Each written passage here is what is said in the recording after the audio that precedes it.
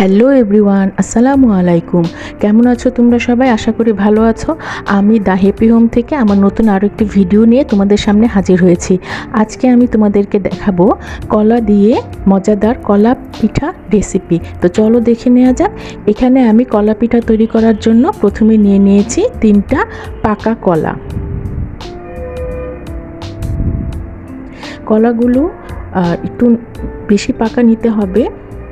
এবার আমি কলাগুলোকে কেটে এভাবে পিস পিস করে নিয়েছি।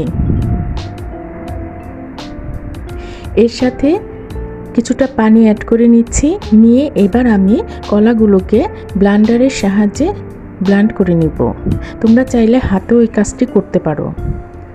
আমি ব্লেন্ডারের সাহায্যে ব্লেন্ড করে নিয়ে নিয়েছি। দেখো আমার ব্লেন্ডার করা হয়ে গেছে। এবার আমি এতে দিয়ে দিব 2 কাপ পরিমাণে আটা।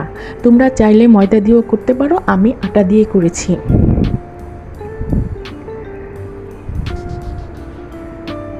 এবার এতে দিয়ে দিচ্ছি স্বাদ মতো লবণ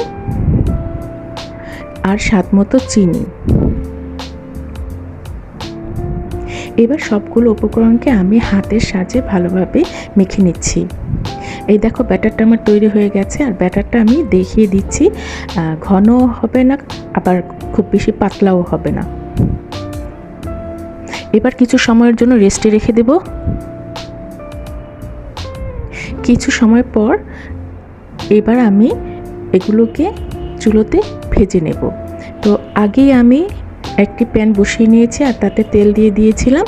এবার আমি এক এক করে পিঠাগুলোকে এর মধ্যে দিয়ে দিব। আমি হাতের সাহায্যে পিঠাগুলো দিয়ে নিচ্ছি। এভাবে ছোট ছোট করে দিয়ে দিচ্ছি।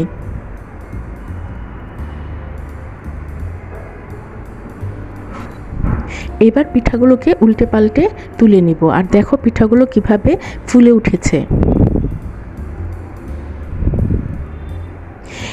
এভাবে এক এক করে সবগুলো পিঠা আমি ভেজে নিয়েছি। আমার সবগুলো পিঠা ভেজে নেওয়া হয়ে গেছে। তো এই তো দেখো পিঠাগুলো আমার বানানো হয়ে গেছে। তো আজ এই পর্যন্তই।